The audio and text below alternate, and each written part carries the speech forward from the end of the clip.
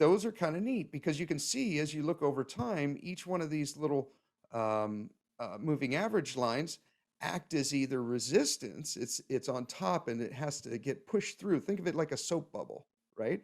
Or if it's below it, then it acts as support, and it's like the price will bounce off those moving averages, and that's what these computer algorithms are seeing, and that's what we as investors see, and how to technically take advantage of that.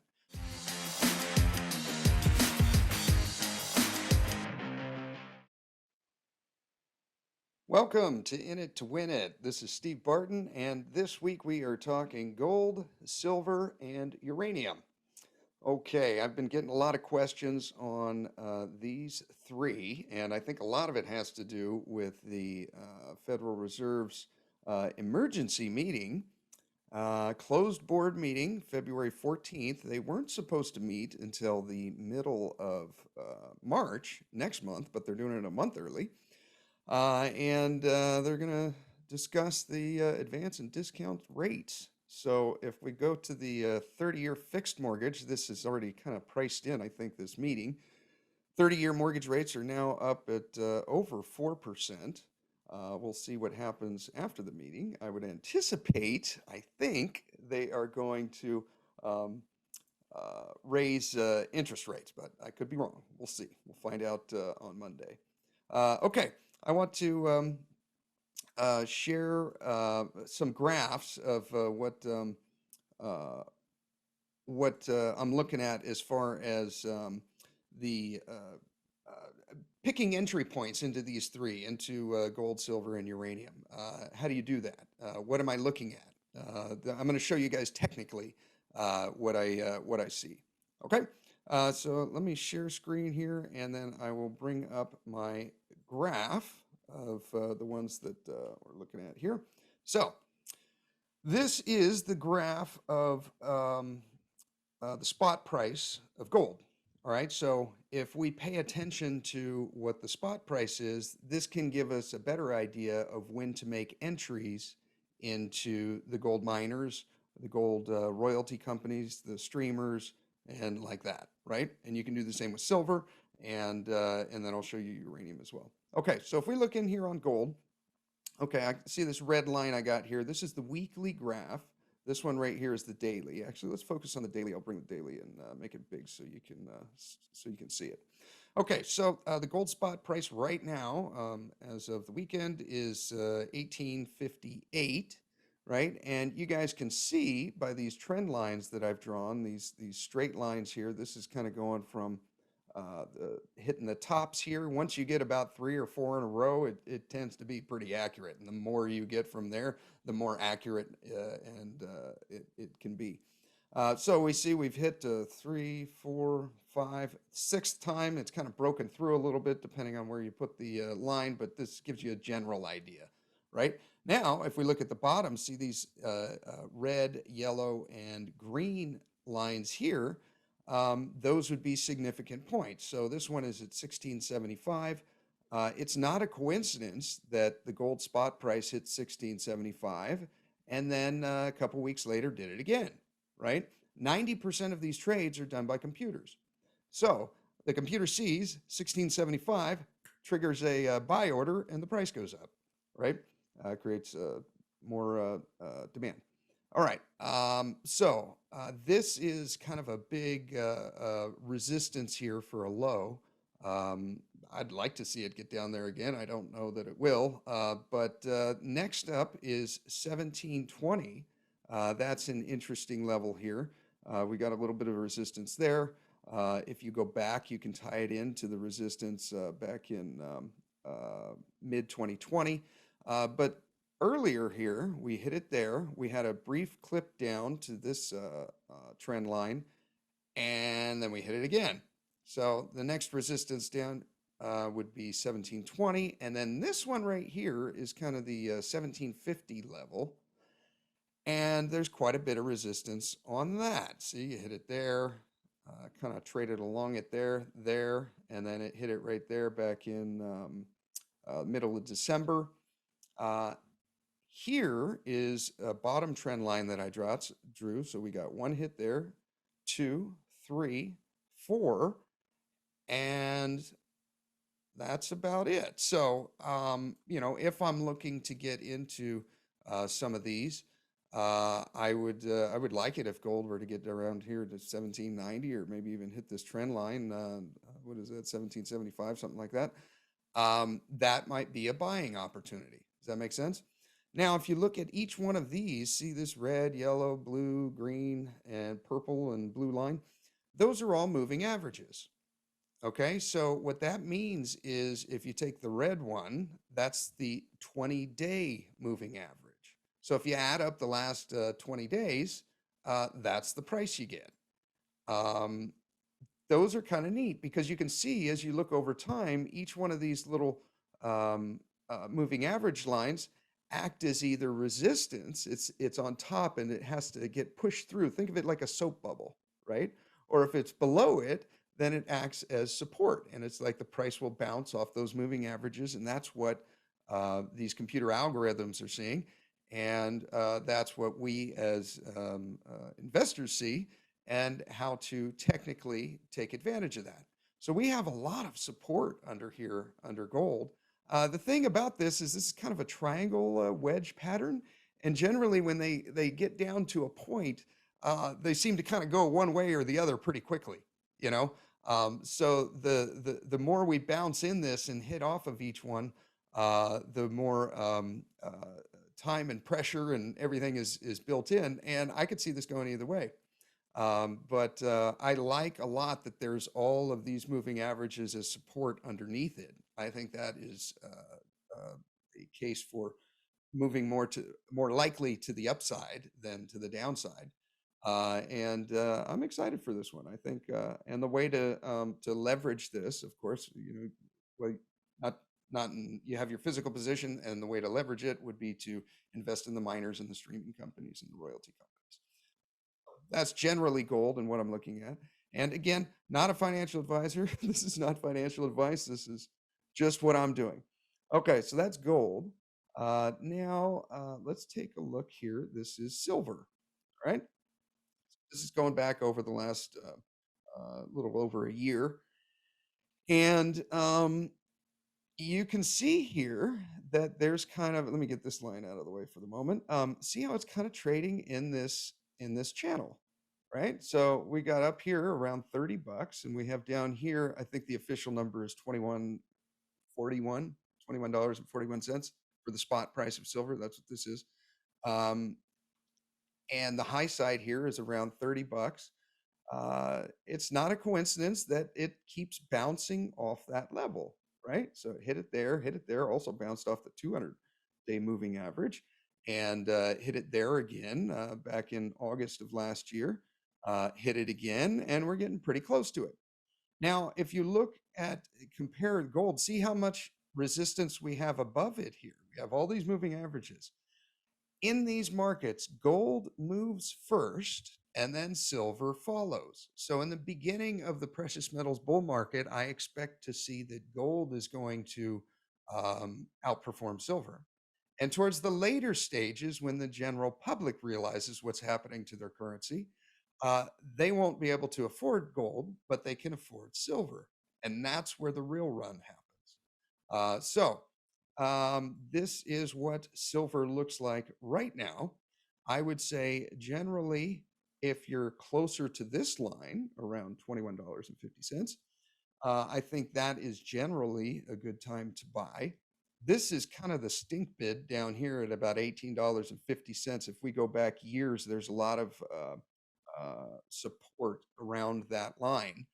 And I don't expect silver to get down there. I would be pretty surprised if it did, and I think if it did, it'd probably be momentary. But that's just my opinion. I think that generally here, once it's getting around 21, 22 bucks, I think is a pretty cheap. I think in the long run, it's really not going to matter a whole lot. We might be splitting hairs here because you look back over history, and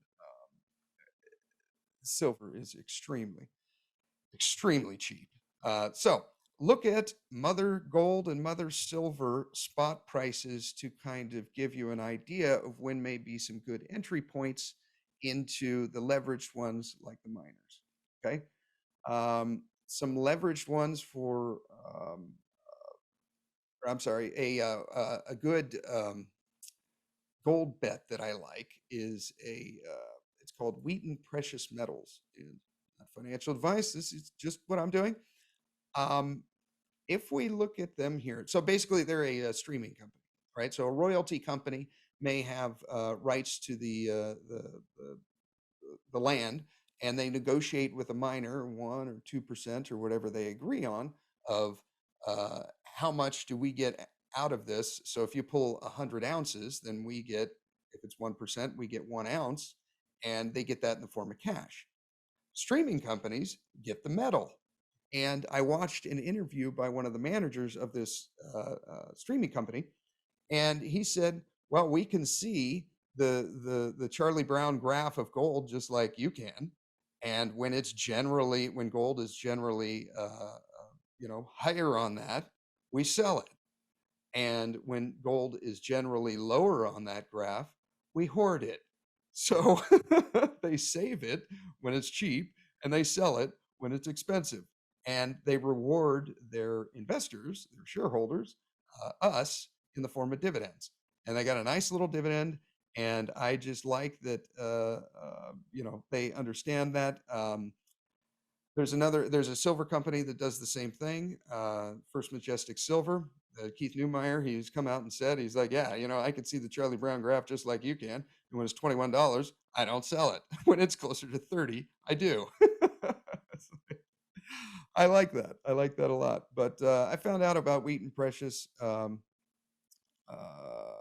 last year, and they pay a nice little dividend. And see, all I'm doing here is, this one I think was a little risky bet, but it worked out well. This one makes sense. See that we're hitting it around the same price again. This one wasn't quite as good as I would have hoped, but what I was looking at was uh, 21-day moving average right here, and it kind of bounced off that. This one down here, I liked that the 100 weekly moving average was under it. I like that we've hit this same price point twice before, creating a 1, 2, 3, a triple bottom, right? These are two other purchases that I made again, following on that trend line. And here, if we go into the daily chart, you can even see it a little bit more. Look at all of this resistance right here. Look at all the resistance built up around this point. Again, this one didn't work, but I think long term, this is going to do quite well in a gold bull market. Yeah, 2 entry points right there. And I got a stink bid down in here about 36.50, and that's simply because if we get down to that point, we'll likely have a 1, 2, 3 quadruple bottom. All right. Yes, I like that one a lot. The thing about this one to take into note is look at all this resistance that we have up here. For Wheaton Precious Metals to break through and get up to $45, I would say a big resistance line here that would be essentially, I'm like pointing at the screen like you guys can see this. Uh, it's probably around $45, something like that. But I think there's more resistance above it than there is support below it. And if it gets a little bit cheaper, you can do simple. Just log into your account and do a limit order for, I don't know, $38 or something like that. And it might hit it and get lucky. But I like this one over the coming years. It'll pay a dividend, you reinvest it. And I think right now, for a cash flowing gold streaming company, I really like this one a lot. The silver, this is a silver miner, Mexico. Okay, so this is where it's at. This is kind of like the silver graph, and that's not a coincidence. If we go down here to silver, it looks a little similar, right? This one is going to be a little bit more leveraged because it's a mining company, right? But take a look at where we are on the graph here. There's a lot of resistance. Now, this is a stock, so it's the price is, let's see, where's this trend line? 19, or I'm sorry, $9.83. So I think the closer we are to that line, because we have a lot of support back here, is a buying opportunity. This is the top upper part of that, 1977, right? So as gold moves between, I'm sorry, as silver moves between the spot price of the lower part of that was $21.50, and the high was $30, right? So that's a what would that be? A $9 difference, maybe 30%. Here, it can go from $10 up to 20, 2x, right? You see the leverage, okay? So anyhow, they pay you a little dividend. I like I love the way that Keith Neumeyer, their CEO, approaches it in that he hoards it when it's cheap. So here he's not selling. Once it gets up towards the upper end of the graph, he sells. And they also are into gold. I believe their ratio now is 45% gold and 55% silver that they're mining. He hopes to get it to around 50-50. But he said gold has been really nice because it's a lot more stable and it allows him to sell it a little bit more regularly than he does with silver. This one here, we got, looks like it's bouncing off the 20-day moving average. It moved above, close to the week above the 50 there. Lot of resistance above it. You got 1, 2, 3, 4 soap bubbles, and they're the strongest ones. Okay, it's the 100, 200, 250, and 400-day moving average, all above it, right?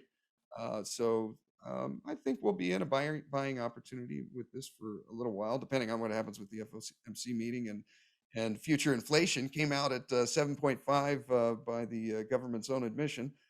So we'll see what happens with that. I remember longtime listeners. We talked about oil about 2 years ago. And full disclosure, I have been selling oil.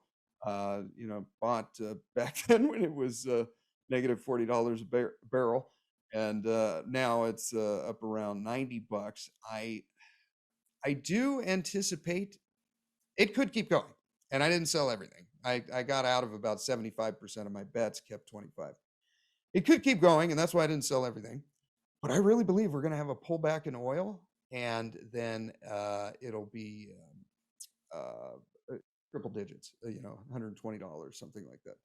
Could be wrong, but that's where I'm going with oil. I sold about 3/4 of my portfolio in oil, put it into uranium, and we'll see what happens with that. I would like to re-enter oil if this dip does come like I'm thinking, maybe around $75 a barrel, and then off to it. Okay, so uranium. Let's I got sidetracked there. All right, this is the one that we learned from Justin Hune. Okay. Red arrows are my entry points. I just color the arrows because they mean different things to me, which accounts they go into, and I can just look at it graphically, and then I know. All right, so take a look at URNM. We have this trend line drawn here, very strong support trend line. This was resistance back here, back in 2020. Now it's acting as support. And look at what we got under here. We got the 250-day moving average and the 400-day moving average. I've got a stink bid in here for like $58. I don't honestly anticipate that it'll probably hit that. I may get in again depending on what we see in the coming days. But I like this one a lot. I think that, when you go and look back, here's URA. Okay, so this right around here was when my brother told me about uranium. I didn't listen until I missed out on like a 40% move. And then I started paying attention back here. And these arrows are my entry points. This one is a limit order, a stink bid for like $20. Hopefully it hits it. Look at the resistance we got under there. Very similar to URNM. See, this is a very tight market. So these follow each other very, very closely. It's interesting. So anyhow, URA, the rebalancing is done. They put in, I believe they have, it's about around 10% of their allocation is Sprott Physical Uranium Trust. So pretty cool. And yeah, here you can see technically what I'm doing. There's the 50-day moving average that looked like a buy point to me. Another one here hit the 50-day moving average. It looks like I overpaid compared to what the price is today, but same thing here. 21-day moving average. Now, after great thing about URA and URNM, they throw out a dividend, and it's a good one at the end of every year. And so captured the dividend, roll it back into the stock, get more shares, and you're back in the game running. Um, these are bets in my long-term portfolio: URA, URNM, Wheaton Precious Metals, dividend-paying ones that are cash flowing. They are in a sector that I understand and believe in, and it's interesting to me, you know. But if you're only going to make a couple bets on uranium, in my mind, these two, and I think we are approaching a very good buy point. And yeah, I like them a lot. I like them a lot. Wheat and precious metals too. I think we're, just anytime we're getting close to this trend line down here, I think is just a deal. And I hope it, ironically, I hope all of these stocks go down because I want to buy them cheaper. It seems like people are only interested in buying stuff when it's expensive. I mean, hell, look at the S&P 500 here. You know, that's just the latest craze and everything. And I got a 5% bet on it just because I want to hedge on the other side. But I don't anticipate that I'll be having this much longer. But I could be wrong. Oil's kind of up at the upper end of the graph, and I'm hearing it on the news. I don't hear anything about gold. I don't hear anything about silver. I don't hear anything about uranium at all. When I start hearing on them about hearing them on the news, I think that I will become less interested. Just like I'm hearing about oil all over the news right now, it's less interesting to me. Be a contrarian investor, and you get stuff cheap. I hope you guys got something out of that. Please like and subscribe, and I will talk to you next time.